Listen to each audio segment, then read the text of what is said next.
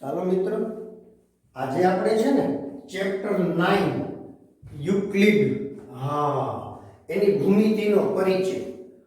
સૌથી સહેલી બાબત દીકરો, સૌથી પહેલા તો આપણે ભૂમિતિ શબ્દનો અર્થ જાણવો પડે. ઘણા સમયથી આપણે જોતા આવીએ છીએ કે ગણિતની અંદર 3 ભાગ હોય સામાન્ય: અંકગણિત, બીજગણિત અને ભૂમિતિ. આવું જનરલી હતું. હવે થોડા ઘણા ફેરફારો હોય, પણ જે ભૂમિતિ હતું ને દીકરાઓ, એ ખરેખર સરળ છે. ઘણા વિદ્યાર્થીઓ જે ગણિતમાં બીજગણિત છે એમાં નબળા પડતા હોય, એવા વિદ્યાર્થીઓ ભૂમિતિમાં વધુ ધ્યાન આપી અને ગણિતમાં સારા માર્ક કવર કરતા હોય છે. ભૂમિતિ, જીઓમેટ્રી, જમીનનું માપન. આમ કેવું થાય, ભૂ એટલે જમીન, મિતિ એટલે માપન. પણ પહેલાના સમયમાં જે ભૂમિતિનો અભ્યાસ હતો ને દીકરાઓ, એ માત્ર આકૃતિલક્ષી અભ્યાસ હતો. કોઈ પણ બાબતની ચર્ચા કરવાની હોય એટલે આકૃતિ દોરવામાં આવે અને આકૃતિ દોરી અને એમાંથી પરિણામો મેળવતા હતા પહેલાના સમયમાં. ઘણા વર્ષો પહેલાની વાત છે. ક્લિયર? પછી ધીમે ધીમે ભૂમિતિનો અભ્યાસ, ગણિત શાસ્ત્રીઓ વિકાસ આમ ભૂમિતિની સાથે સાથે બધા જુદા જુદા પ્રકારના અભ્યાસો ભેગા થઈ અને એક નવા જ પ્રકારની શાખાનો વિકાસ કર્યો, ઊભી થઈ, નવી શાખા બની ભૂમિતિ. એમાં સૌથી પહેલી વાત કરીએ, ગ્રીક ગણિત શાસ્ત્રી થેલ્સ, એને ભૂમિતિના પ્રણેતા ગણવામાં આવે. પ્રણેતા એટલે ભૂમિતિનો અભ્યાસ. આની પહેલા પણ, થેલ્સની પહેલા પણ ભૂમિતિ હતી જ, પણ ભૂમિતિ ગણિતની અંદર કેવી રીતે વાપરી શકાય, વિષય તરીકે કેવી રીતે ભણી શકાય, એવો ધીમે ધીમે ખ્યાલ આવતો ગયો. એ થેલ્સના શિષ્ય ઘણા બધા હતા. એમાં એક પાયથાગોરસ, એને આપણે ઓળખીએ છીએ નામથી, પાયથાગોરસ. હવે એને શું કર્યું, એ થેલ્સ ને પાયથાગોરસ ને એના જે સાથીદારો હતા એને પણ ગણિત વિશે ઘણી બધી માહિતીઓ ભેગી કરી, ભૂમિતિ વિશે ઘણા બધા જ્ઞાન આપેલા. હવે આપણે ચર્ચા કરીએ ભૂમિતિની અંદર. હમણાં જ મેં વાત કરી, પહેલાના સમયમાં શું હતું, આકૃતિલક્ષી અભ્યાસ હતો. પછી ધીમે ધીમે ભૂમિતિ, આપણે આધુનિક ભૂમિતિની શરૂઆત કરી. આધુનિક ભૂમિતિમાં શું છે તો કે એની અંદર અવ્યાખ્યાયિત પદ, અવ્યાખ્યાયિત પદ, પછી વ્યાખ્યાયિત પદ એટલે કે વ્યાખ્યાઓ, પૂર્વધારણા અને પ્રમેય, આવા શબ્દો ધીમે ધીમે ઉમેરાયા. અવ્યાખ્યાયિત પદ એટલે તો કે ભૂમિતિના અભ્યાસમાં એવા ઘણા પદ છે કે જેની વ્યાખ્યા નથી આપી શકાતી. સમજી શકાય પણ એની વ્યાખ્યા ન આપી શકાય. અવ્યાખ્યાયિત પદમાં બિંદુ, રેડી? સમજાય છે? બિંદુ. હવે આપણે બિંદુની ચર્ચા કરીએ. બિંદુ, રેખા, સમકર ને અવકાશ, આની બધાની અવ્યાખ્યાયિત પદ એટલે વ્યાખ્યા નથી આપી શકાતી. વર્ણન થાય. બિંદુ કેને કહેવાય તો એ તમને ખબર છે. બિંદુ કેને કહેવાય કે બિંદુ છે એને ટપકું, આ ટપકું સ્વરૂપે દર્શાવી શકાય. બિંદુ એટલે શું તો કે આપણે જે પેન્સિલ હોય એને આપણે એમ છોલીએ, શાર્પ કરીએ એટલે એકદમ અણી તૈયાર થાય. એ અણીનો જે ટોચનો ભાગ છે ને એને બિંદુ તરીકે આપણે કલ્પના કરી શકીએ. પછી સોયનો સૌથી ઊંચો ભાગ, ટાંચણી હોય એનો સૌથી ઊંચો ભાગ, બાવળનો કાંટો હોય, બાવળના કાંટાની હાવ ટોચનો ઉપરનો ભાગ, એને આપણે બિંદુ તરીકે સ્વીકારી શકીએ. બિંદુ એટલે ટપકું. હવે મજા આવી. આ ટપકું છે ને, આ ગમે ને આવી રીતે આમ કરીને આમ લખવામાં આવે, એ બિંદુ એ એવું બોલીએ આપણે. અહીંયા હોય તો એને કહેશું બિંદુ બી. બિંદુને A B C D એવા કેપિટલ અક્ષરથી દર્શાવવામાં આવે, ટપકું કરવામાં આવે. હવે ટપકું એ બિંદુનું મૂર્ત સ્વરૂપ છે. હવે મજા આવી. ટપકું એ બિંદુનું મૂર્ત સ્વરૂપ છે. બાળક, મૂર્ત કીધું છે, મૃત નહીં. મૂર્ત ઇઝ નોટ ઇક્વલ ટુ મૃત. આ મૃત એટલે મરી ગયું હોય એવું, અને આ મૂર્ત એટલે જુદું. મૂર્ત એટલે મૂર્તિ, મૂર્તિ એટલે છબી, છબી એટલે તસવીર, તસવીર એટલે ફોટો. એ કે મજા આવી. હાલો ચાલુ થાવ. મૂર્ત એટલે મૂર્તિ, મૂર્તિ એટલે છબી, છબી એટલે તસવીર, તસવીર એટલે ફોટો, ફોટો. યાદ આવે? મૂર્ત એટલે મૂર્તિ, મૂર્તિ એટલે છબી, છબી એટલે તસવીર, તસવીર એટલે ફોટો. આ ટપકું એ બિંદુનો ફોટો છે. હવે ખબર પડી? ટપકું એ બિંદુનો ફોટો છે. મૂર્ત એટલે મૂર્તિ, મૂર્તિ એટલે છબી, છબી એટલે તસવીર, તસવીર એટલે ફોટો. ક્લિયર? હવે મજા આવી. હજી જે વાક્ય લખવું છે ને એ અદ્ભુત અદ્ભુત લખવું છે ભાઈ, અદ્ભુત અદ્ભુત. હા, બિંદુ એ ટપકું છે, બિંદુ એ ટપકું છે, પરંતુ ટપકું એ બિંદુ નથી. મને કે સાહેબ, મેં કીધું હું? ઈ કે ચા પીને આવ્યા છો ને? મેં કીધું હા ભાઈ હા. ઈ કે આમાં કેમ તમે લખો છો? બિંદુ એ ટપકું છે પણ ટપકું એ બિંદુ નથી. બિંદુ એ ટપકું છે પણ ટપકું એ બિંદુ નથી. શા માટે? હવે સમજીએ. આપણે મૂર્ત એટલે મૂર્તિ, મૂર્તિ એટલે છબી, છબી એટલે તસવીર, તસવીર એટલે ફોટો. આપણે ભગવાનના મંદિરે જે મૂર્તિ હોય, આપણે નાના હતા ત્યારથી જ ભગવાનના મંદિરે ગયા હોય, મૂર્તિ હોય તો મમ્મી પપ્પા સાથે, વડીલો સાથે ગયા હોય, શું કે બેટા જે કરો, એટલે આપણે બે હાથ જોડીને જે કરતા હતા ભગવાનની મૂર્તિને. પછી આપણે પૂછીએ ભગવાન તો ક્યાં ગયા? એટલે આપણે એમ કહેતા હતા ભગવાન છે. બધા ભગવાનના અલગ અલગ પરિધાન હતા. રેડી? શંકર ભગવાન છે, રામ ભગવાન છે, કૃષ્ણ ભગવાન છે, હનુમાનજી છે, બધાના પરિધાન અલગ અલગ હોય એટલે આપણને ખ્યાલ આવી જાય કે આ ભગવાનનો અત્યારે ફોટો છે, મૂર્તિ છે. આપણે એમને જે કરીએ એટલે મૂર્તિ છે એ ભગવાન છે, પણ ભગવાન એટલે જ મૂર્તિ ના. એમ મૂર્તિ એ ભગવાન છે, ફોટો એ ભગવાન છે, પણ ભગવાન એટલે જ ફોટો ના. આપણો ક્યાંય ફોટો હોય તો મારો ફોટો તમે ક્યાંય જુઓ તો તરત જ એમ કે સરનો ફોટો છે, પણ એ સર એટલે જ ફોટો ના. સર એટલે ફોટો નહીં, સર તો બીજે ક્યાંક હોય. ક્લિયર? સમજાય છે? તમારો ફોટો ક્યાંય હોય તો ફોટો જોઈને તમે શું કે મારો ફોટો આવ્યો? હા, ફોટો એટલે તમે, પણ તમે એટલે જ ફોટો ના.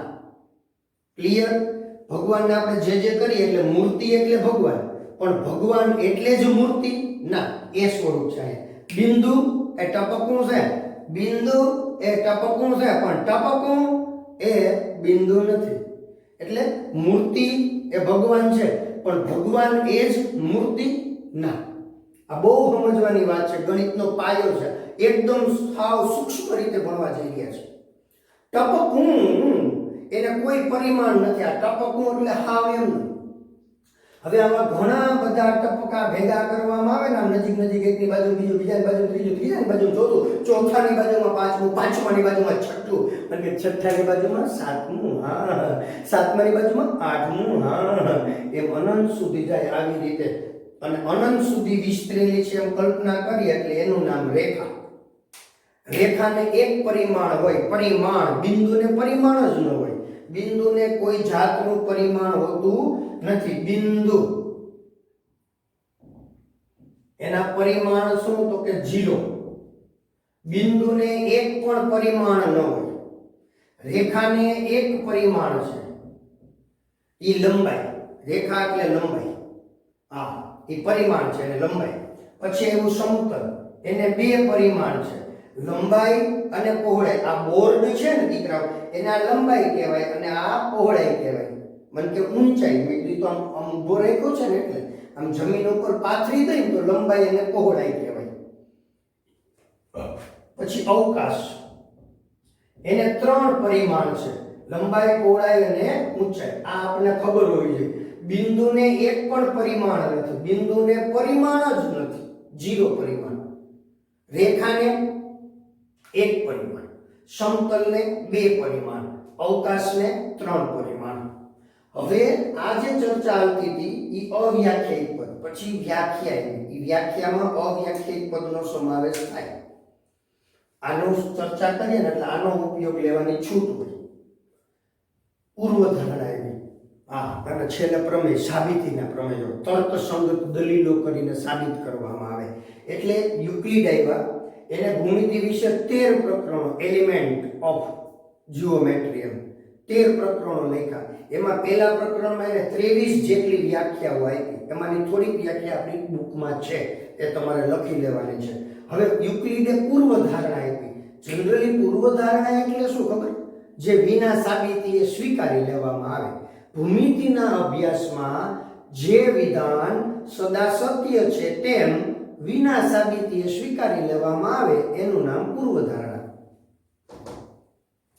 એક બિંદુમાંથી બીજા બિંદુમાં થઈને પસાર થતી રેખા દોરી શકાય, એટલે આમ એક બિંદુમાંથી બીજા બિંદુમાંથી પસાર થતી રેખા દોરી શકાય એવું યુક્લિડે કીધું. રેડી? ચાલો. શાંત રેખાને અનંત સુધી લંબાવી શકાય, એટલે આ જે શાંત રેખા છે આ એને આમ અનંત સુધી લંબાવી શકાય. કોઈ પણ બિંદુને કેન્દ્ર તરીકે લઈ કોઈ પણ લંબાઈની ત્રિજ્યા લઈ વર્તુળ દોરી શકાય. આવી રીતે આને કેન્દ્ર લીધું અને આ ત્રિજ્યા લીધી, કેન્દ્ર અને ત્રિજ્યા વર્તુળ દોરી શકાય. આ લીટો છે ને દીકરા, એનું નામ વર્તુળ. આને કહેવાય વર્તુળનો અંદરનો ભાગ, આને કહેવાય વર્તુળનો બહારનો ભાગ. બધા કાટખૂણા એકબીજાને સરખા હોય, તો વ્યવહારે છે ને કાટખૂણા હોય બધા એક સરખા જ હોય. હવે મજા આવી. બે રેખાઓને જો આ બધું તમારે સ્ક્રીનશોટ લઈ અને આ લખી લેવાનું છે. ચાલો સ્ક્રીનશોટ લઈ લો. રેડી? ચાલો હવે આપણે જે ચર્ચા કરી રહ્યા છીએ કઈ કે બે રેખાઓને કોઈ ત્રીજી રેખા છેદે આવી રીતે, આમ આ ત્રીજી રેખા છેદે છે તો આને કહેશું અંતઃકોણો. આને અને આને અંતઃકોણો કહેવાય. ઈ અંતઃકોણોનો જો સરવાળો એટલે કે આ અને આ બેયનો સરવાળો બે કાટખૂણા કરતા નાનો હોય. બે કાટખૂણા, એક કાટખૂણાનું માપ 90 તો બે કાટખૂણાનું માપ 180, એટલે કે આ બેયનો સરવાળો જો 180 કરતા નાનો હોય, 180 કરતા નાનો હોય તો આ બંને રેખાઓને આમ આગળ સુધી લંબાવો તો એ પરસ્પર છેદે એવું કહે છે. જો બે રેખાઓને કોઈ ત્રીજી રેખા છેદે, એક જ બાજુ તરફના બે અંતઃકોણો આને સરવાળો બે કાટખૂણા કરતા ઓછો હોય એટલે કે નાનો હોય તો આ બંને રેખાઓને તે ખૂણાઓ તરફ એટલે કે આ ખૂણા બાજુ અનંત સુધી લંબાવતા તે બંને રેખાઓ પરસ્પર છેદે. આવી એને 5 પૂર્વધારણાઓ આપી છે. ક્લિયર?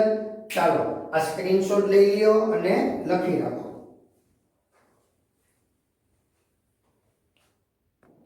ચાલો મિત્રો, સ્વાધ્યાય 5.1 માં પહેલો દાખલો છે એ વિધાન સાચું છે કે ખોટું? સાવ સહેલું દીકરો. એક બિંદુમાંથી પસાર થતી માત્ર એક જ રેખા દોરી શકાય. આપેલ વિધાન અસત્ય છે. આર્યુ શા માટે? તો કે આમાંથી પસાર થતી આ એક રેખા, આ બીજી રેખા, આ ત્રીજી રેખા એવી અસંખ્ય રેખા દોરી શકાય. કારણ કે અસંખ્ય રેખા દોરી શકાય. આ એનું ખોટું વિધાન થઈ ગયું. હવે એને શું કીધું? બે ભિન્ન બિંદુમાંથી પસાર થતી હોય એવી અસંખ્ય રેખા. તો ત્યાં ખોટું છે, કારણ કે બે ભિન્ન બિંદુ આપણે સમજાવ્યું હતું હમણાં જ. બે ભિન્ન બિંદુ હોય A અને B, હમણાં જ એ સમજાવ્યું હતું. તેમાંથી પસાર થતી એક જ રેખા મળે. પૂર્વધારણા 1. કારણ કે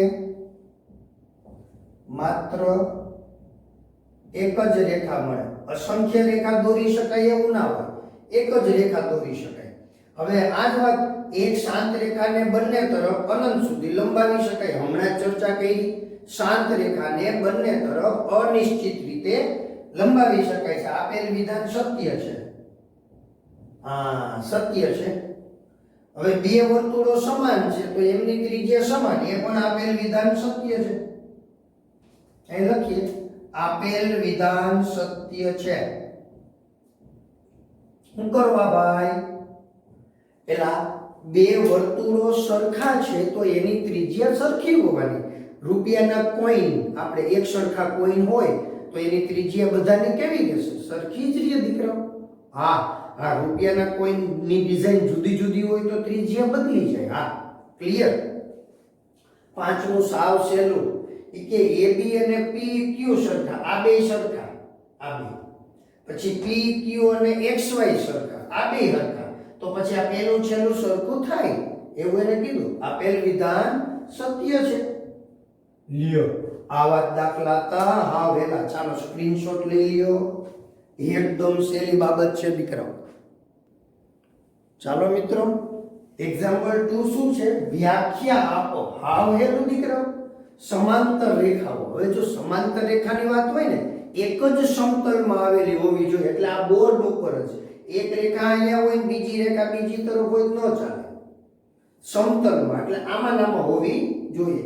એક જ સમતલમાં આવેલી બે રેખા આમ દૂર દૂર સુધી જાય, અનંત સુધી જાય, છેદે નહીં. એટલે જો પરસ્પર છેદે નહીં તો તેમને સમાંતર રેખા કહેવાય. એ તો આપણે પહેલેથી શીખીને આવ્યા છીએ. આવી રીતે એક લીટી હોય અને આ બીજી રેખા, રેલવેના બે પાટા અનંત સુધી જાય એવી આપણે કલ્પના કરી શકીએ. અત્યારે અમે આ ચોરસ દોર્યો છે ને, એમાં આ રેખા છે આમ અને આ રેખા અનંત સુધી જાય, છેદશે નહીં. લંબ રેખા, હવે બે રેખા સમતલમાં હોય તો છેદે, એટલે આમ જુદા જુદા પ્રકારના ખૂણા બને. પણ જો એ કાટખૂણે છેદે, 90 અંશના ખૂણે, સમતલમાં આવેલી બે રેખા પરસ્પર કાટખૂણે છેદે તો એને લંબ રેખા કહેવાય. હા, હવે એવું જ રેખાખંડ. મજા આવી. જો રેખા હોય ને એ અસંખ્ય બિંદુઓનો ગણ છે. રેખા અસંખ્ય બિંદુઓનો ગણ છે. હા, અસંખ્ય બિંદુઓ એટલે એમાંના કોઈ બે ભિન્ન બિંદુ A અને B, ભિન્ન એટલે જુદા જુદા, રેખા પરના બે ભિન્ન બિંદુઓ A અને B સહિત, આ A અને B સહિત એટલે A લેવાનો, B લેવાનો, અને એમની વચ્ચે આવેલા રેખાના તમામ બિંદુઓના ગણને, રેખા AB ના તમામ બિંદુઓના ગણને, એટલે આ બધા બિંદુઓનો ગણ તમે લ્યો ને એને શું કહેવાય? રેખાખંડ. એટલે અહીંથી લઈ અને આમ સુધીનો આને રેખાખંડ AB કહેવાય. રેખાખંડ, રેખાનો ટુકડો એટલે રેખાખંડ. રેખા અનંત સુધી જાય, એમાંથી ટુકડો કાપી લેવામાં આવે એનું નામ રેખાખંડ. ચાલો, વર્તુળની ત્રિજ્યા, એ તો બહુ સહેલું છે.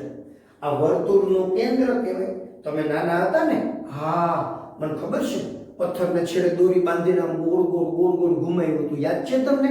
પથ્થરને છેડે દોરી બાંધીને આપણે શું કરતા હતા? આમ આમ આમ. હા મારા વાલાઓ, ક્યાં છો તમે?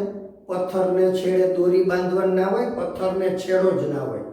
દોરીને છેડે પથ્થર બાંધવાનું હોય. પણ આ તો શું છે, સાહેબ બોલે એટલે આપણે હો કરી લેવાનું. પણ સાહેબના બોલાયેલા શબ્દોને મગજમાં ગોઠવવાના હોય કે સાહેબ કંઈક ખોટું બોલ્યા છે. તાત હોય કે હા અમે આમાં ફેરવું હતું લે. ભલા માણસ, શિક્ષક કહે એમાં ખાસ ધ્યાન દેવાનું હોય.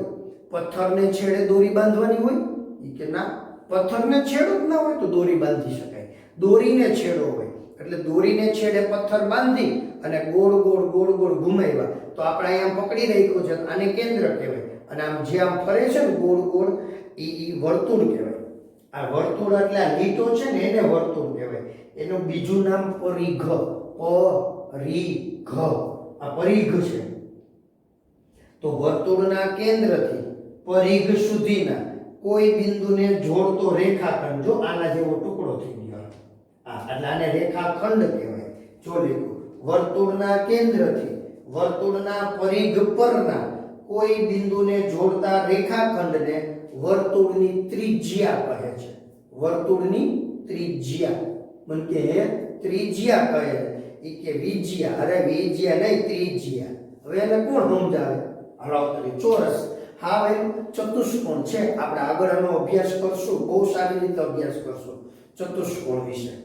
ચતુષ્કોણ છે એનો આ પ્રકાર છે, એટલે કે જે ચતુષ્કોણની ચારે બાજુ એકરૂપ હોય, એકરૂપ એટલે સરખી, અને ચારેય ખૂણા એકરૂપ હોય એટલે ચારેય ખૂણા 90 ના હોય. જે ચતુષ્કોણની ચારેય બાજુઓ એકરૂપ હોય અને ચારેય ખૂણા એકરૂપ હોય એવા ચતુષ્કોણને ચોરસ કહે છે. હવે એને શું કીધું ખબર? આ વ્યાખ્યામાં એને થોડુંક આપણે કીધું કે આમાં કોની તમે વ્યાખ્યા આપી શકો છો. હા, એટલે મેં તમને પહેલા સમજાવ્યું હતું અવ્યાખ્યાયિત પદ અમુક એવા છે, જો આમાં કંઈ બિંદુ આવ્યું છે, રેખા શબ્દ આવ્યો છે, એની કોઈ વ્યાખ્યા ના હોય. બિંદુ, રેખા, સમતલ, અવકાશ આની વ્યાખ્યા ન હોય.